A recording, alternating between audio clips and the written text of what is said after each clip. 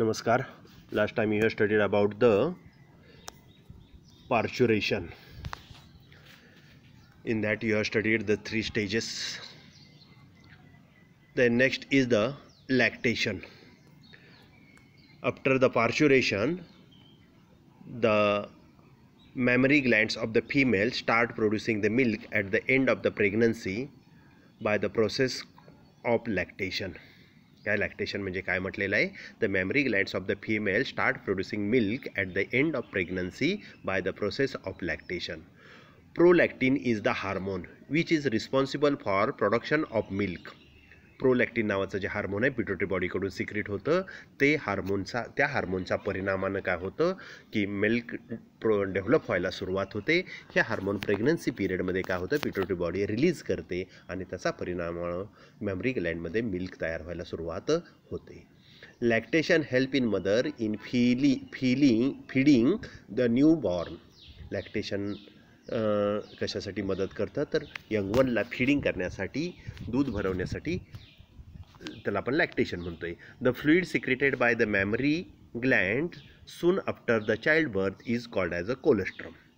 त्यामध्ये लॅक्टेशनमध्ये सुरुवातीला जे आफ्टर द डिलिव्हरी जे मॅमरी ग्लँडकडून जे सिक्रिशन होतं त्या सिक्रिशनला काय म्हणतात, कोलेस्ट्रम असे म्हणतात. The fluid secreted by the memory Gland soon after the child birth is called as a colostrum.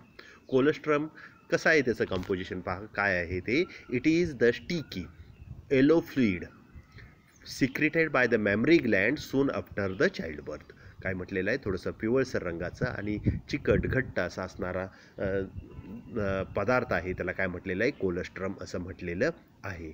It contains protein, lactose and mother's antibodies.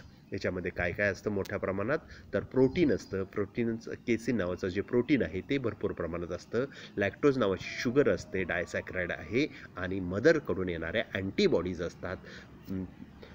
रोगप्रतिकारक शक्ती त्या चाइल्डमध्ये तयार होईपर्यंत मदरच्या बॉडीमध्ये जे काही व्हॅक्सिनेशन केलेलं असेल प्रेग्नन्सी पिरियडमध्ये, त्यामुळे तयार झालेले ज्या अँटीबॉडीज असतात त्या अँटीबॉडीज काय होतात, या कोलेस्ट्रममधून त्या यंगवनला मिळतात. The fat content is colostrum is low. आणि कोलेस्ट्रममध्ये फॅटचं प्रमाण मात्र काय असतं, अगदीच कमी असतं. The antibody present in it help in developing the resistance of the newborn baby at the time when its own immune response is not fully developed. काय मदरच्या बॉडीकडून ज्या अँटीबॉडीज आलेल्या असतात ह्या कोलेस्ट्रॉममधून, त्या अँटीबॉडीज काय करतात, त्या बेबीला रोगप्रतिकारक शक्ती डेव्हलप करण्यास मदत करते. जोपर्यंत त्याच्या शरीरामध्ये त्याची इम्युन सिस्टीम कार्यरत होत नाही, प्रतिकारशक्ती तयार करण्याची सिस्टीम त्याच्या बॉडीतील कार्यरत होत नाही, तोपर्यंतची प्रतिकारशक्ती ही मदरकडून ह्या कोलेस्ट्रॉममधून मिळते. त्यानंतर पुढचा पॉईंट आहे reproductive health. According to world health organisation, WHO म्हणतो आपण त्याला, reproductive health means a total wellbeing in all aspects. काय म्हटलेलं आहे की वर्ल्ड हेल्थ ऑर्गनायझेशन ही जागतिक लेवलची आरोग्य संघटना आहे. या संघटनेमार्फत रिप्रोडक्टिव्ह हेल्थ म्हणजे काय म्हटलेलं आहे, तर रिप्रोडक्टिव्ह हेल्थ म्हणजे total wellbeing in all aspects of रिप्रोडक्शनशी रिलेटेड सगळ्या गोष्टीतून काय असणे, योग्य पद्धतीनं चाललेलं असणे, यालाच आपण काय म्हणतो, रिप्रोडक्टिव्ह हेल्थ आहे. मग त्याच्यामध्ये काय येतं, इट्स इमोशनल, मानसिक, भावनिकसुद्धा काय असायला पाहिजे, व्यक्ती स्थिर असला पाहिजे. बिहेवियरल, वागण्याची पद्धत त्या व्यक्तीची योग्य असली पाहिजे. काय हार्मोनवरती त्याचे वागण्याची पद्धत अवलंबून असते. Social aspects along with the physical ones. आणि शारीरिक वाढ आणि समाजामध्ये व्यवस्थित तो राहणं, योग्य पद्धतीनं त्याचा योग्य पद्धतीनं वावरणं हा महत्त्वाचा भाग ह्या रिप्रोडक्टिव्ह हेल्थमध्ये येतो. Therefore a society with people having physically and functional normal reproductive organs are normal emotional and behavioral interactions among them in all sex related aspect might be called as a reproductive healthy society. काय म्हटलेलं आहे, reproductive healthy society कुणाला म्हटलेलं आहे, तर having the people having physically शारीरिकदृष्ट्या तंदुरुस्त असणे, फंक्शनली कार्यक्षम असणे आणि रिप्रोडक्टिव्ह ऑर्गन्स त्याचे काय असतात नॉर्मल रिप्रोडक्टिव्ह ऑर्गन, सगळे रिप्रोडक्टिव्ह ऑर्गन वेल डेव्हलप्ड व्यवस्थित कार्यक्षम असणे, नॉर्मल इमोशनल भावनिकता त्याची मनाची चलबिचलता ही स्थिर असणे गरजेचं आहे. बिहेवियरल इंटॅक्शन जे त्याचे वागणे समाजामध्ये वागणं हे सुद्धा व्यवस्थित असलं पाहिजे. In all sex related aspects त्याला काय म्हटलेलं आहे रिप्रोडक्टिव्ह हेल्दी सोसायटी म्हटलेलं आहे. Of all the social goals of India and important one is to attain the total reproductive health. म्हणजे भारत देशाची जी काही सामाजिक ध्येय आहे त्यातील हा सुद्धा एक महत्त्वाचं ध्येय आहे की टोटल रिप्रोडक्टिव्ह हेल्थ अटेंड करणे. सर्व समाज कसा असला पाहिजे सुसंस्कृत चांगल्या प्रकारे राहणारा असला पाहिजे. India was among the first few countries in the world to initiate action plan and programme at a national level to improve the reproductive health. काय म्हटलेलं आहे भारत हा देश कसा आहे तर जगामध्ये असा देश आहे की ज्याच्यामध्ये हा जो ॲक्शन प्लॅन नॅशनल लेवलला त्यांनी काय केला ह्या इम्प्रूव्ह द रिप्रोडक्टिव्ह हेल्थच्या बाबतीत काय केला प्लॅनिंग केलं. पंचवार्षिक योजनेमध्ये तो विषय गाठला आणि सर्वांचं आरोग्य चांगलं राहील याची काळजी घेतलेली आहे. All these improved programmes cover wider areas related to the reproduction. These programs are currently in the operation under the reproductive and child health care. काय म्हटलेलं आहे reproductive and child health care programme जे आहेत त्याच्यामार्फत हे काय केले जातात सर्व कार्य चालतं. आता ह्या RCH त्याचा लॉंग फॉर्म आहे reproductive and child health care म्हटलेलं आहे. त्याच्या अंडर त्याचं गोल काय आहे तर पहिलं गोल आहे to create the awareness among the people about various aspect related to the reproduction. रिप्रोडक्शनशी संबंधित ज्ञान सर्वांना असणं गरजेचं आहे. त्याच्या शंका निरसन होणं गरजेचं आहे. To provide the facility to people to understand and build up the reproductive health.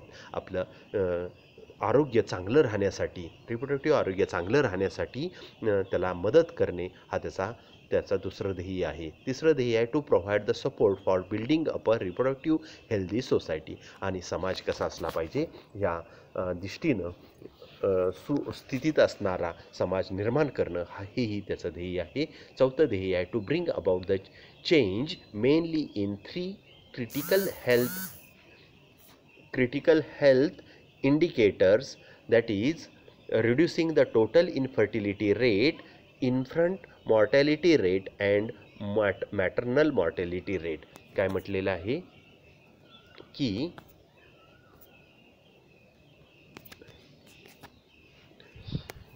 याच्यामध्ये to bring about the changes mainly in 3 critical health indicators. Reducing the total infertility rate बालमृत्यूचं प्रमाण घटवणे,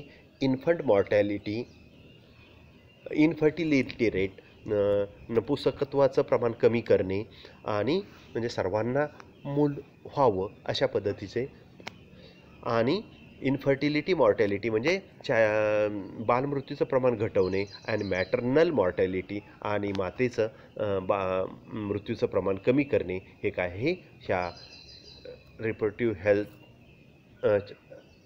अँड चाइल्ड प्रोग्रॅमचं काय आहे मुख्य ध्येय आहे. The goal of RCH can be अचिव्ड by the following veg. हे जे गोल आहे ते ध्येय जे ठरवलेलं आहे RCHनं ते खालील गोष्टीतून काय केलं जातं ते सॅटिस्फाय केलं जातं, पूर्ण केलं जातं. By introducing the sex education in the school. काय केलेलं आहे की यासाठी हे गोलवरची जे ध्येय जे ठरवलेले आहेत ती पूर्ण करण्यासाठी हा पहिला घटक आहे की सेक्स एज्युकेशन स्कूल कॉलेजेसच्या सिलेबसमध्ये काय केलेलं आहे इंट्रोड्यूस केलेला आहे. School should be encourage to provide the correct information to the young so as to discourage children from believing in myths and clear misconception about sex related aspects. काय म्हटलेलं आहे की यूथ वर्ग जो आहे जो आत्ताच डेव्हलप होत चाललेला आहे, आत्ता जस्ट ते मॅच्युरेशन पिरियडमध्ये आलेले आहेत, त्यांच्यामध्ये योग्य ज्ञान, ह्या रिप्रोडक्शनच्या बाबतीत योग्य ज्ञान होणं गरजेचं आहे, माहिती होणं गरजेचं आहे. आणि त्यांच्या चुकीच्या कल्पना किंवा पियर ग्रुपकडून आलेल्या त्यांना काही समजलेल्या गोष्टी असतात, त्या चुकीच्या गोष्टी त्यातून त्यांची सुटका करणे आणि कुठल्याही अडीअडचणीत ते जाणार नाही त्याची काळजी घेणे, यासाठी हे काय केलेलं आहे, लैंगिक शिक्षण हा अभ्यासक्रमामध्ये समाविष्ट केलेलं आहे. Proper information about the safe and hygienic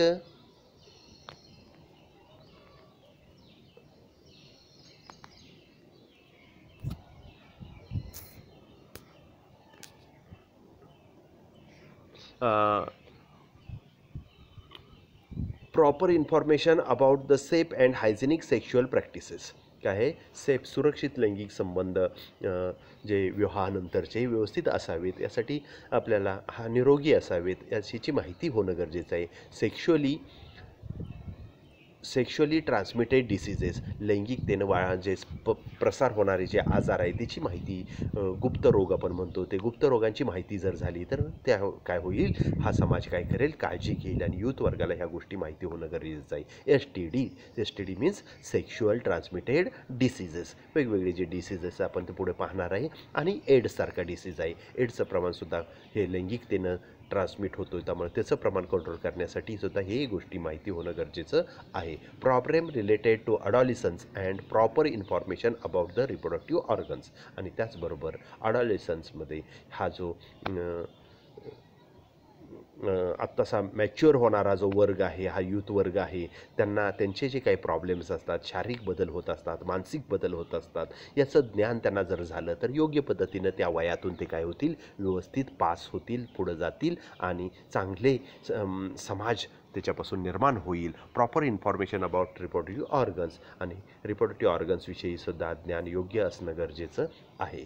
with the help of audio visual and the print media, government and non government organisation should take various steps to create the awareness about the various aspects related to the reproduction. काय म्हटलेलं आहे, with the help of audio visual, हे काही रेडिओवरती, T व्हीवरती वेगवेगळ्या जाहिराती लावल्या जातात, प्रिंट मीडियावरती स्लोगन्स वगैरे किंवा पोस्टर्स वगैरे लावले जातात आणि त्यातून गव्हर्नमेंट काय करतं आहे आणि काही प्रायव्हेट सेक्टर्स आहेत ते जनजागृती करत आहे की ह्या रिप्रोडक्शनच्या बाबतीत काय करते, जनजागृती करते. By educating the younger generation about birth control measures, prenatal care of pregnant woman and postnatal care of the mother and child, important of breast feeding.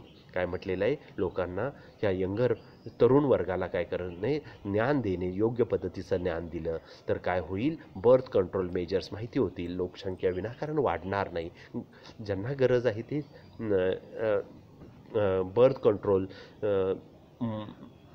Birth control measures काय आहेत, साधनं काय आहेत, त्याची माहिती होणं गरजेचं आहे. Prenatal care of pregnant woman, आणि प्रेग्नंट वुमनची काळजी घेणे आणि डिलिव्हरीनंतर त्या मुलाची आणि मातेची काळजी घेणे, चाइल्ड, आणि इम्पॉर्टन्स ऑफ ब्रेस्ट फीडिंग, आणि डिलिव्हरीनंतर मुलाला दूध भरवण्याची गरज का आहे याचं ज्ञान होणं गरजेचं आहे. त्याच्याविषयी हे काय केलं जातं, एज्युकेशन दिलं जातं.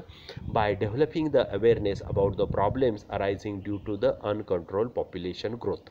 काय आहे की भरमसाठ लोकसंख्या वाढल्यामुळं, अनियंत्रित अशी लोकसंख्या वाढत चालल्यामुळं त्याच्यामुळं काय प्रॉब्लेम्स निर्माण होतात ह्याचे माहिती होणं गरजेचं आहे. सोशल इव्हिल्स लाईक सेक्स ॲब्यूज, त्याचबरोबर समाजामध्ये लैंगिक घटना, अत्याचार झालेले आपण पाहतो, निर्भयासारख्या घटना आपण पाहतो, तर ते जे आहे ते होणार नाही याची काळजी घेणं, त्यासाठी निरोगी असा समाज निर्माण करणं गरजेचं आहे. अँड सेक्स रिलेटेड क्राईम्स, आणि लैंगिक गुन्ह्यांचं प्रमाण घटवणे,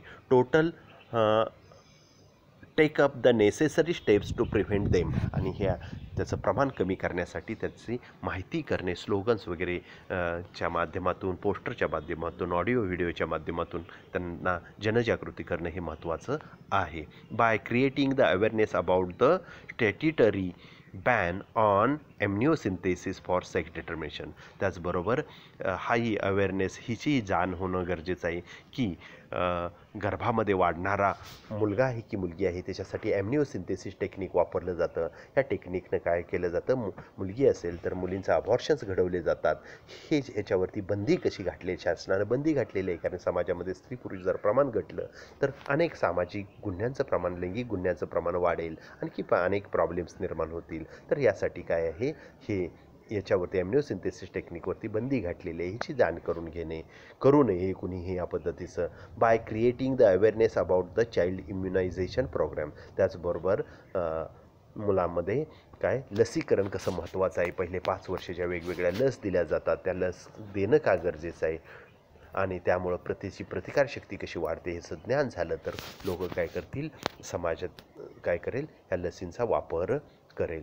bye educating the couple to reduce the mortality rate of newborn and maternal mortality rate.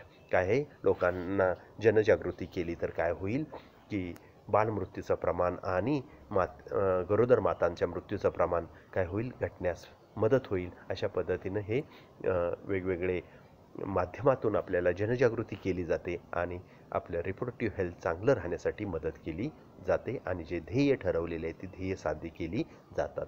The population in India which was approximately 350 millions at the time of independent. आपण स्वतंत्र झालो तेव्हा लोकसंख्या भारताची होती 350 दशलक्ष होती. Reaches close to the billion mark by 2000 आणि 2000 साली जवळजवळ 1 अब्ज लोकसंख्या झालेली आहे. Billion and cross about 1.2 billion in May 2011 आणि 1.2 अब्ज पूर्ण झालेले आहे 2011 साली. Now in 2020 population of India was crossed about 1.35 billions आणि 1.35 अब्ज एवढी 2020 साली झालेले. The government is taking serious measures to check this population growth. आणि सरकार काय करतं आहे की ही वाढती लोकसंख्येला नियंत्रणात आणल्याशिवाय त्यांच्या गरजा ज्या आहेत, मग शिक्षण आहे, आरोग्य आहे, घर आहे, ह्या गोष्टी त्यांना लागणाऱ्या ज्या महत्त्वाच्या गरजा आहेत त्या पूर्ण करू शकत नाही. त्यामुळे लोकसंख्या नियंत्रण आणणं कसं गरजेचं आहे आणि छोटं कुटुंब, सुखी कुटुंब कसं आहे हे मध्ये सांगणं गरजेचं आहे. The most important step to overcome this problem is to motivate the society to have small family by using various birth control methods. आणि लोकांना काय करणे, मोटिवेट करणे, प्रोत्साहित करणे की ज्यामुळं काय होतील की ती बर्थ कंट्रोल मेथड ज्या आहेत त्यांचा वापर करतील आणि त्यामुळं छोटी फॅमिली, नियंत्रित फॅमिली ठेवण्यास काय करतील, मदत करतील. अशा पद्धतीनं लोक काय करतील, वाढती लोकसंख्या नियंत्रणात ठेवण्यास मदत करतील, नियंत्रण ठेवतील. अशा पद्धतीनं आज आपण काही भाग पाहिला की याच्यामध्ये पहिल्यांदा लॅक्टेशन म्हणजे काय हा भाग पाहिला. त्यानंतर रिप्रोडक्टिव्ह हेल्थ काय आहे, reproductive health and child health प्रोग्रामचे गोल काय आहे आणि ते गोल ध्येय जे आहे ते पूर्ण करण्यासाठी कशा पद्धतीने गव्हर्नमेंट प्रयत्न करतं आणि लोकसंख्या नियंत्रणात आणण्याची गरज का आहे, या गोष्टी आज आपण पाहिल्या. या ठिकाणी तुम्हाला जो दिलेला होमवर्क आहे तो वेळच्या वेळी पूर्ण करा. थँक्यू.